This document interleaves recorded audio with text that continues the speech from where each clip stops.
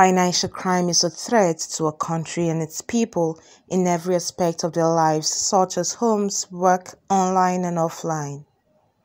Civilization have its positive and negative impacts, and the negative impact has made theft, fraud, corruption, money laundering easier.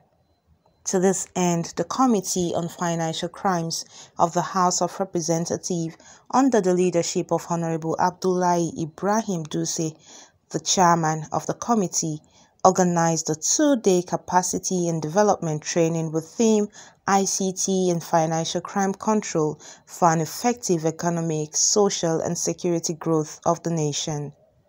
Looking down at the statement, there is a problem. If somebody come here and I say, this is a corrupt man, nothing will happen to him. Say, this is a thief. All of us stand up and start beating him. If you go to Oshodi, if a thief want to steal here now, a thief want to pick phone, he has not target anybody. What is looking is opportunity. If you just come, you will be as a participant, you'll be looking. If you leave your phone down, you are his target. But he has not leave from say, I'm going to steal that man's phone. So theft is opportunity. They think of what can we get now. But corruption is a system. Sir, ma, you cannot do fraud in 3 minutes. It has step. If it's a file, it moves. I have a story. I used to say story a lot. I have a story when we were young, 1982. One of our brother was wedding. So this committee of friends, we create it, and we're about 15. So they sent 2 of us to go and buy granite to be eaten while the meeting is going on. When we bought granite of 100 naira, you see now 100 naira was big money then. I took half a part of it to my pocket. My friend took half a part to his pocket. We now submit the balance. It is the granite. The man that they gave to share, it will steal some in his pocket. So when we now share the remaining small one, everybody finish eating. I know granite is stubborn. You cannot break it without noise. After about 20 minutes, we are, this is not many now. How is this one? I see having plenty. Somebody say, Kai, people have stolen granite here. Everybody stand up. Let's check our pocket. I bought out my own. He bought. So that's how stealing come. It's not one man cannot steal 1 billion. It's not possible. It's a system. And there must be authority to do it. Hello? 2004, I wrote a memo in my local government where I worked the area council that our local government have some villages that are not being captured because a central person will see river, he will turn back. So I wrote a memo that we can spend 3.5 million or 4 million to get those villages mapped out. So when it's time to censor, we point out, cross the river, there are 4 villages there. I got the memo and they passed it. But after 2 weeks, I was transferred from there to under area council, thinking it was normal. After 4 years, ICT called me to come and account for 24 million naira spent on pre-censor. I can't even remember anything like that. I said pre-censor. He said that I collected 24 million to do pre-censor. I didn't show evidence. I said they didn't give me any money. So they brought out the files. They showed it, and I said, when I wrote the memo, after 2 weeks, see my transfer letter here. So from here, look at the person.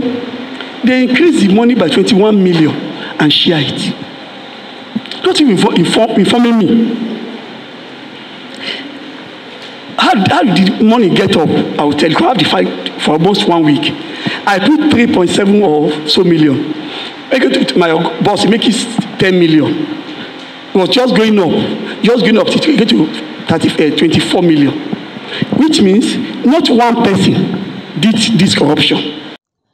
The first paper presentation was taken by Barrister Samson NSC with topic Legal Framework for Financial Crimes in Nigeria, focusing on various statutory provisions on fraud, such as embezzlement, theft, bribery and corruption, amongst others.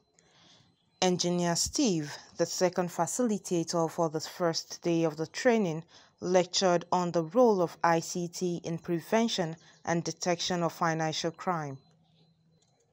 Engineer Steve spoke extensively on the types of financial crimes, how to use ICT to prevent and detect financial crime, how to prevent man-in-the-middle attack, cybercrime, but at the implementation of these laws are the issues. Since the implementation will be an issue, what we want to discuss today is how to prevent financial crime. Because financial crime cannot be prevented using laws. It will only involve you knowing what to do. I want to ask, who knows the name, the first name that was given to 419? The full meaning of OBT. The full meaning of OBT, obtained by tricks. It started, they call it OBT, obtained by tricks. And they have very beautiful ways of presenting the issues before it graduated to what we have today. Yahoo Yahoo, Yahoo Plus, and so many of them. So, but if you have a cell phone, a smartphone here, you have a laptop, you have a desktop, either in your office, at home, this lesson is for you. If you have a smartphone, you have a laptop, you use desktop in your office and at home, this lesson is for all of us. So that we don't wait for the bill or the law that is so voluminous. If we do what we're going to do, what we're going to go through today, we'll all be safe, both personally and organizational-wise.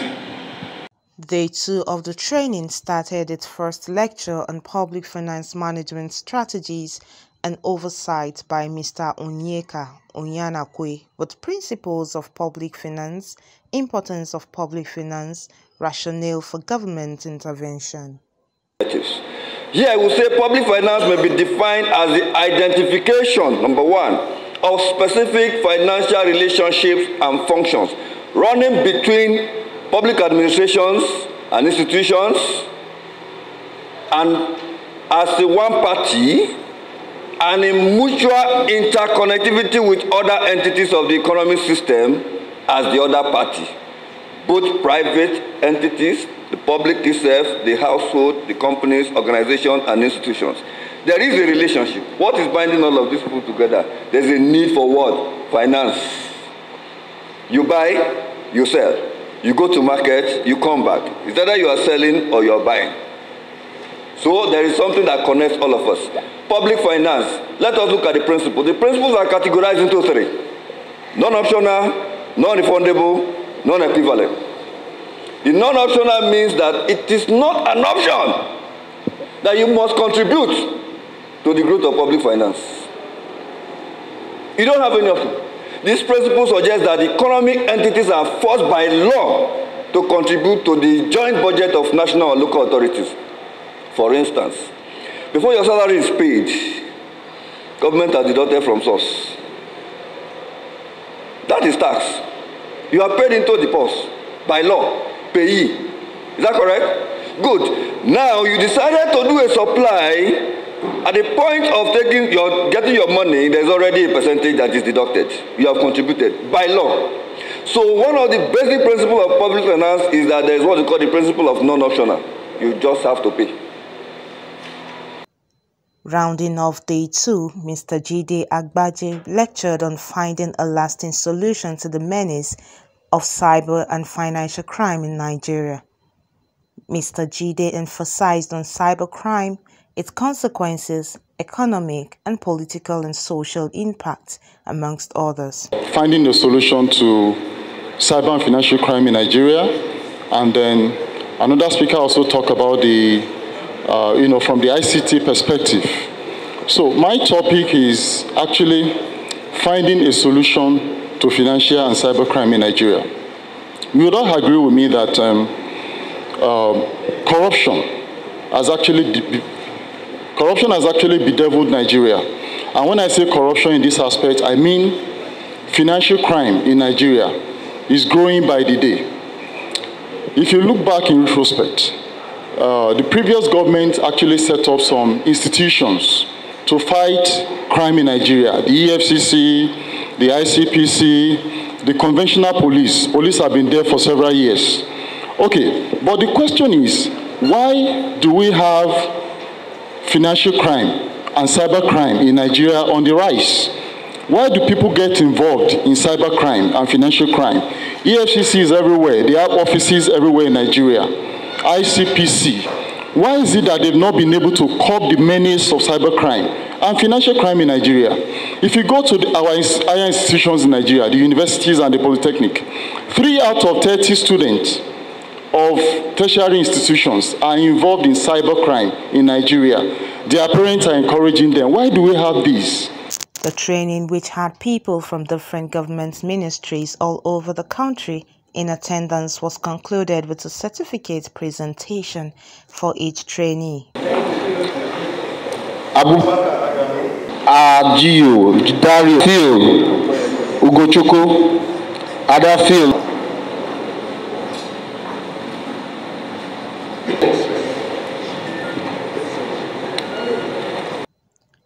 Speaking to DCTV News, some of the trainees expressed their gratitude to the organizers and say they have learned a lot from the training. My name is Said Ibrahim. I'm the Executive Chairman, Niger State Universal Basic Education Board. Of course, the training, I want to thank the organizers and the facilitators. They did well. There are issues that is bothering everybody in this country. The issue of the financial crime, the issue of the public sector management, and some other issues. And of course, it's important, it's timely, and that's why in Niger State I came with my board member and about 4 directors for them to come and see and study, because we believe, number one, is a capacity building. It has to build the capacity. And of course, there's, they do it in such a way they bring their experiences, what's happening in other countries, where we hope some of these things will equally come to Nigeria. My name is Sheikh Yusuf Galadima Nkwantogora, and Chairman Niger State Civil Service Commission. Has been infected. We are well informed and we are better off now. We had a match and certain fear we used to have, well, it has been cleared for us. But the problem we still have in Nigeria is we all know the truth, we all know the reality. What is affecting us generally on this financial and cybercrime is our level of insincerity in the country. One, we don't have the country at heart. Instead of us to be country conscious, whatever we're doing in activities, whether in the private or public sector, should be Nigeria first, not self. But in most cases, from top to the bottom, that's how we behave in Nigeria. So when there is need for an attitudinal change, and also our mindset has to be changed also towards Nigeria, so that we can move forward, like how other developed countries happen to be today. Okay, my name is Olajide Agbaje. Yeah, I'm a resource person for this workshop. We have to look at the etymological cause of the problem. And when I say etymological cause, the workshop is actually on corruption and how can we eradicate corruption, okay, and what are the things that we need to do in order for us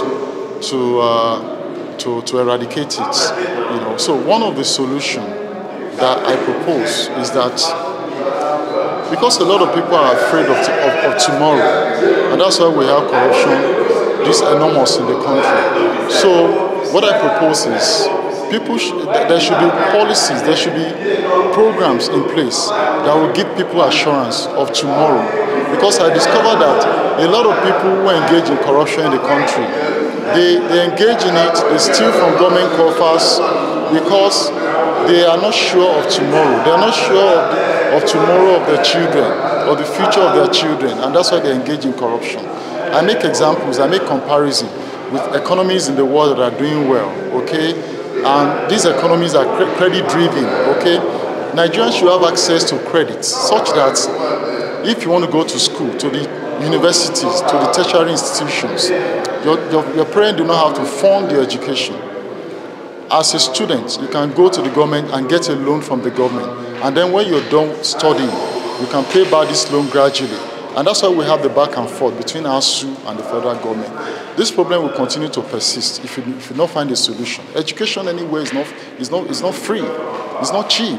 Okay, so students should have access to loans so that they want to do a 4-year program in the university, the government can fund their program, and then when they graduate and they start working, they can start paying back gradually.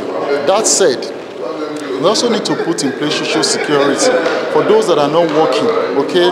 For instance, those who lose their job, in developed country, you can activate your employment insurance, okay? And for that period that you are not employed, you can get reimbursement from the government, depending when you're going to get a job, okay? Because the economy is tax-driven, okay? So they provide an enabling environment for people to work. They also provide a lot of job. You know, we need to move from consumption to production. An economy that does not produce what it consumes, that economy is going to be a problem. It's going to have problem. And that's why we have Naira chasing the dollar all the time. And that's why Naira is on the sky fall. Because Nigeria is operating a mono economy. Comfort Olayinka, DCTV News.